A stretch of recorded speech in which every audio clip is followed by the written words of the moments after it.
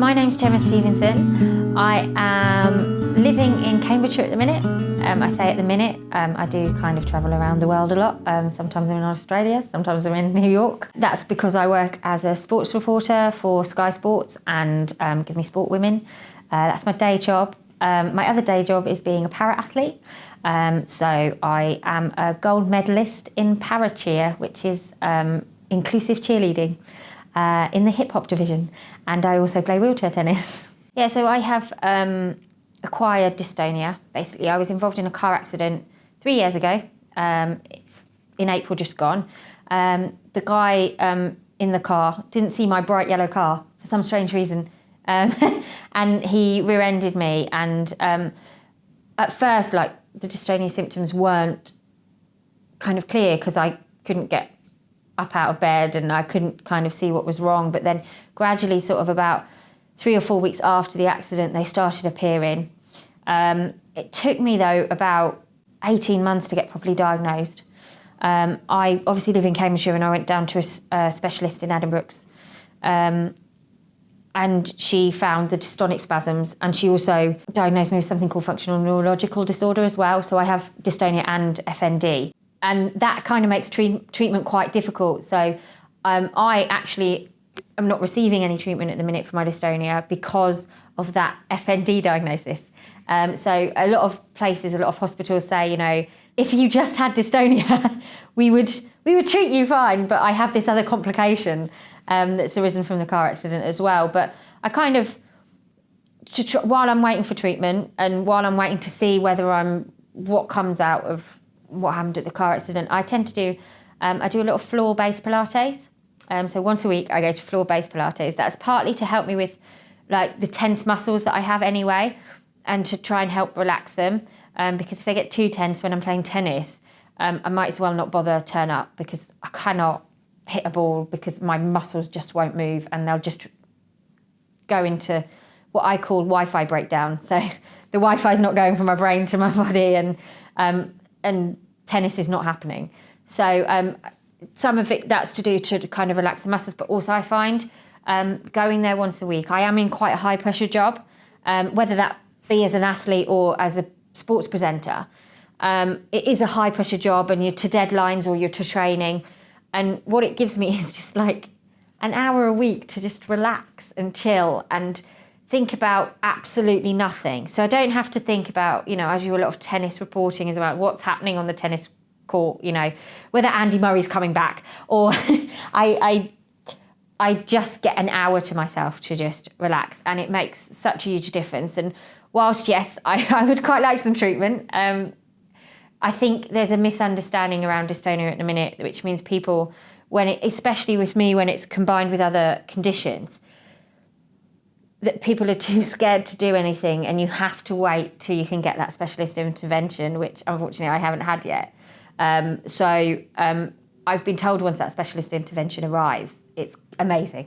So I'm eagerly waiting it to come, but it's finding ways that when you are first, because realistically I'm quite newly diagnosed, 18 months isn't a long time, and I would say that coming to terms with it is quite difficult, especially when, like, previously I'd been a dancer, I'd musical theatre performer, I'd worked for West End directors, I was in the opening ceremony of the Olympics in London 2012, so I was quite active anyway. And then you have this diagnosis and you're like, oh my goodness, what do I do? But in this period where I'm waiting for treatment and stuff, very much I found, and it's very cliche, but I found that sport has helped me. I mean, I'm quite interested in the DBS surgery because, unfortunately, because of one of my other disabilities, Ehlers-Danlos syndrome, to have Botox is quite dangerous because I already have a lot of laxity in my limbs.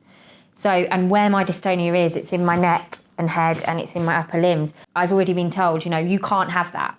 So the DBS surgery really interests me. Like, I've read stuff about people having it and how much it's changed, their ability to do stuff. And for me, it would be like when I go and freelance report, they'll say, what's your unique selling point? I'll say, well, I'm a journalist who can't write. And they look at me like, what? Why would we employ you? And then I kind of go into it and I say, look, I have dystonia. I can't really grip. And when I do grip, I mean, it's like Wobblies are us. That is kind of the treatment I'd love to access, because things like when I play tennis, I classify as a quad because I have to tape the racket to my hand because I can't hold the racket in my hand on its own. So I'd love to see if a treatment like that would mean that I could go back to just holding a tennis racket and being able to change my grip, or be able to actually write notes courtside while watching tennis, which I can't do at the minute, and I'm very reliant on voice-activated software, or I have a full-time carer and support worker in my mum. Maybe give her a break. I mean, as much as she loves her trips to Australia, I think sometimes she would want a break, really. Without her, I wouldn't be doing, and I have problems with my dystonia. It doesn't just affect my upper limbs, it affects my insides, it affects toileting, it affects everything. So, she doesn't just do the glamorous jobs and sit next to me at tennis tournaments. She actually does the unglamorous jobs and sits with me on the toilet and helps with things like that. So without her there, I wouldn't be able to do anything. I know I'm a reporter. I know what state the social care system's in.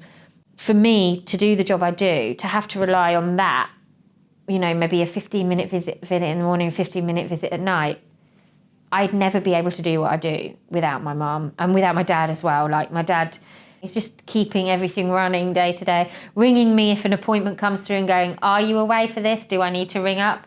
And so, for me, for my parents, they are kind of the big support network. A lot of the friends who I trained with as a journalist have only really known me since they've known me a bit before I had the dystonia, but then they've known me after the dystonia. And some of them have been an amazing support, mentally as well as physically. So when I was living down in London and working down in London for the first year with it, and I was really struggling and I couldn't get the care support, they would knock on my door and say, what help do you need? Come on, we're going to get you ready. We're going to sort you out and everything. And having those close group of friends who knew me, who I could have a laugh with, who I could, just go out and be me with and not think about the dystonia. I know for a lot of people with dystonia, getting up out of bed in the morning is takes as much effort for them as me doing a 2-minute hip hop routine at Worlds. And I understand that. And because, some days I have that. Based on my experiences, if you have a dream, follow it.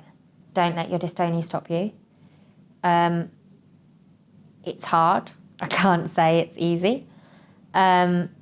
And you are breaking the mould sometimes when you do different things and breaking glass ceilings that haven't been touched by a lot of people. But you're also changing perceptions. You're also challenging perceptions. You're challenging expectations upon you. And so with everything you do, whether that's, I'm not saying go out and go to the Australian Open and report on tennis and me. What I'm saying is getting up and putting your sock on in the morning is enough sometimes. And actually, you might not have affected the world, but you've affected yourself. So nothing is, that's the other thing I would say, nothing is too small. So every little bit of progression is good enough and is good enough for you in that moment. Never let anybody tell you otherwise. Never, ever let anybody tell you otherwise, because you are here. You are here because you deserve to be, and you are here to live as full a life as anybody else. So if anybody tries to put you down for your dystonia, don't let them. And just stand there. I think the best quote to use is, if you've seen The Greatest Showman, that song, This Is Me. Literally, if anybody tries to put you down and say, oh, you're not capable of things the way I have been, or you're not able to do this, or maybe it's safer for you to be there, just stand there and thinking, even if you're only thinking in your head, this is me. Take me or leave me. If you don't want me the way I am, or if you're going to limit me because you think my disability is too much of a liability, I'm leaving and I'm walking out that door, and I'm finding somebody who will take me from me.